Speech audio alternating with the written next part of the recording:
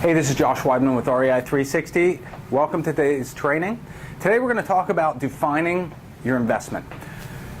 Well, anytime that you're getting into real estate, whether you're just beginning, you're looking at a new area, or whatever the case may be, it's really important to define exactly what you want. It's going to set the table for marketing to go out and search for the kind of deals that you want. If you don't know what those things are, defining it, sitting down and taking a couple minutes to go through and define that ideal investment will really help you save time, save money, and ultimately spend your time and resources in the right place.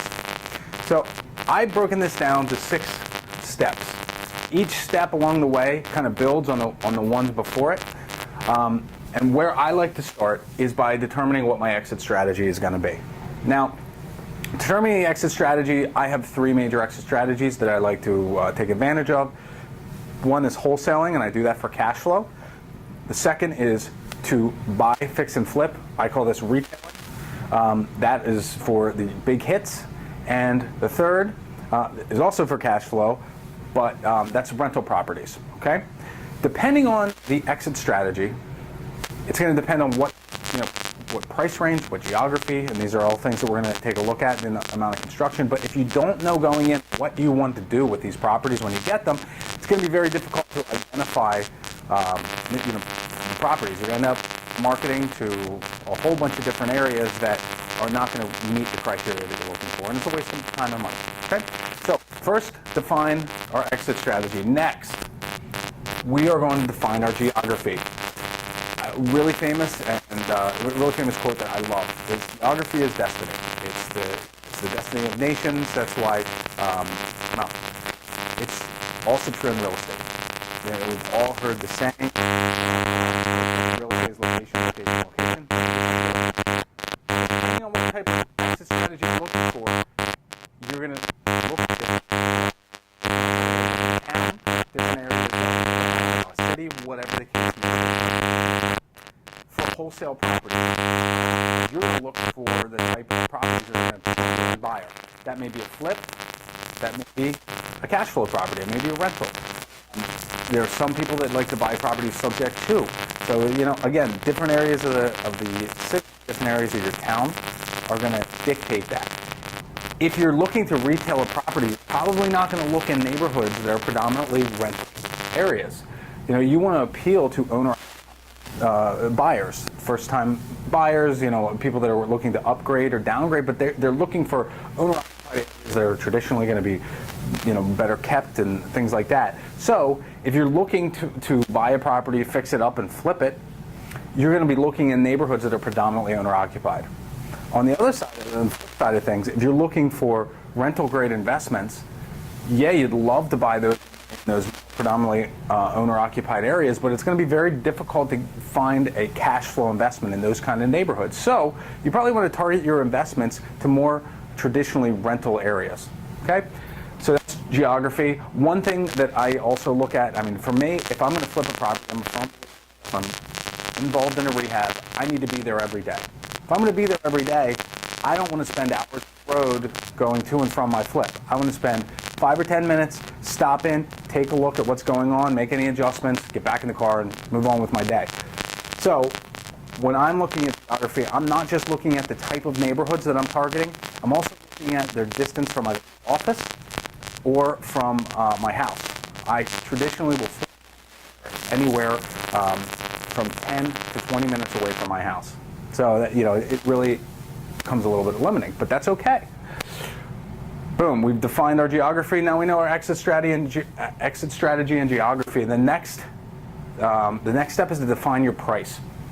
Defining price. It seems pretty obvious, but if you are unrealistic and you know what, I want to make a ton of money on this thing, that I'm going to work in the higher dollar amounts. If you're just getting started, that can be a recipe for disaster. If you don't have experience dealing with the type of repairs that need to be done to sell it, that's something to consider. Likewise, if you don't have the money or aren't going to be able to get the money to buy one of those high-end investments, you might want to be looking at the smaller end of the investment range. Again, this is just another step in the definition. Step 4 is our construction. Okay. never dealt with construction except for maybe remodeling a bathroom. You hired a contractor to remodel a bathroom in your primary residence. If you have never dealt with contractors, it can be a handful. Make sure that you're not biting off more than you can chew. One of the first flips that I got involved in was a rehab for a building that had 3 walls, no roof, no floors, and everything was sitting in the basement. It was a nightmare and became a real problem because I did not have the resources, I didn't know what I was doing. And so, it became a failure. I don't want that to happen to you. You want to be able to find what you're comfortable with. If you're just getting started, maybe you're only comfortable, painting and carpeting a house. If you don't know anything about heating, or you don't know anything about the, structural repair, whatever the case might be, you want to define what you're comfortable doing on a remodeling end, so that if you see a property, it seems like the greatest deal in the world, but it's outside of your comfort zone on the construction end, you can feel comfortable walking away from that deal, because a lot of times the deal that you walk away from is a much better investment than the bad deal that you bought. Okay? So we define our construction. Step number 5 is going to be our limiters, or our deal killers. I run into so many properties and so many investors that don't take the time to write these things down and think about these beforehand. And what ends up happening is they end up seeing the deal of a lifetime, seemingly, and ignoring the problems that are right in front of their face. Well, what am I talking about? One of my eliminating factors, or limiting factors, are the number of boarded up properties on a specific block. I'm talking about rental properties here. I'm not talking about retail properties. But the number of boarded up properties on a block really is going to impact the value and the attractiveness of that property, both to if I'm wholesaling the property, to my end buyer, and to a tenant if I'm renting the property out. If they're the only house on the in the block, what are they going to live there? The people that are going to want to live there are probably not going to be the kind of people that you want to rent to. In addition, board ups and things like that, they can add to the maintenance cost of a property, because if the house next door is falling down, guess what? Your roof's going to leak. You're going to have other problems that you're not anticipating. So that's one limiting factor. Another might be drug activity in a certain area, or the crime rate. These are things that you should look up and you should be aware of. There are some neighborhoods that look fantastic during the wintertime because there's nobody selling drugs on the corner. But then, as soon as spring hits, it's a nightmare. And again, it's the type of thing that you just have to be aware of. If you say, look, there can be no active drug activity on the block, there you go. You wrote it down. You go out to see a property, there's active drug activity, the house is already eliminated. It doesn't matter if they hand you the property and hand you the deed. It's not worth the deal. Okay? Structural damage might be another one. I know for myself, if there is a fire damage on a property, I'm uncomfortable getting into the deal. Unless I can anticipate literally stripping the entire house down to nothing and rebuilding everything, including the beams and everything, it's still being within my profit percentages, I really do not want to move into it. That's just me. It's my own comfort level. Yours may be different. But structural damage is something that I try to shy away from unless I've already completed a project that is similar, or I can pull in a structural engineer that can give me some feedback on what needs to be done to fix the problem. You should be writing this stuff down when you're defining what kind of investments you want to get into. Another limiting factor or deal killer that I've seen both from my coaching clients, and I've started to pay more and more attention to, is trends in neighborhoods.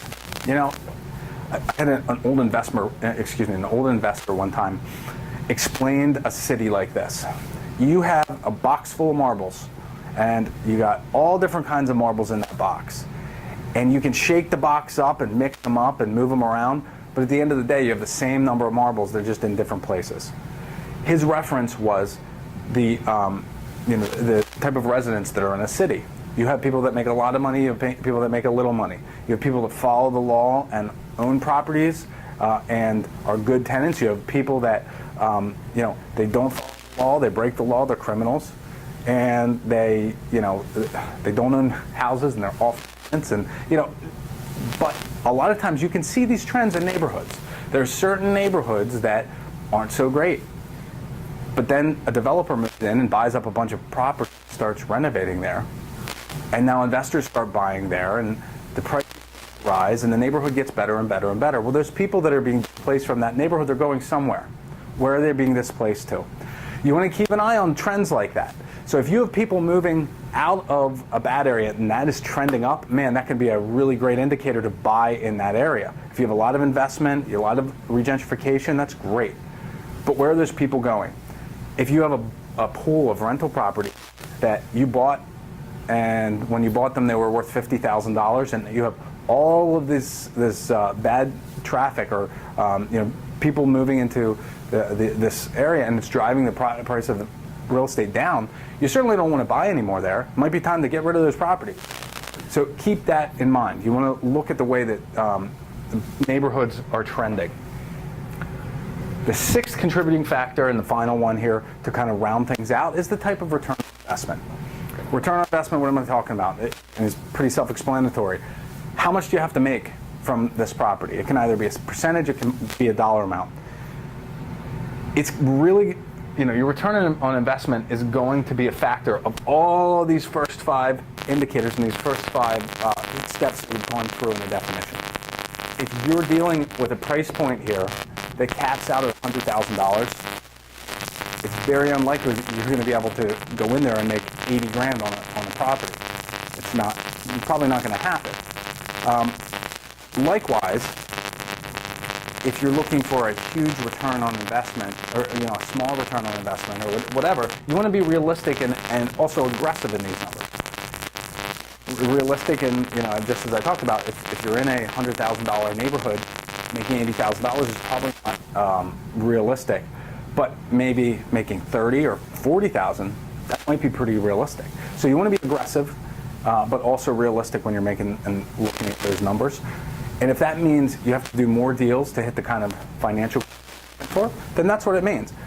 But at least you have a written game plan, a defined investment strategy on the type of properties you want to buy.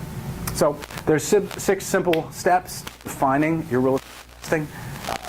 Take advantage of this and give it a try if you don't already know what you want to buy, invest in. That's it for today's training. Thanks for joining me, and until I see you again, best of luck in your real estate investing.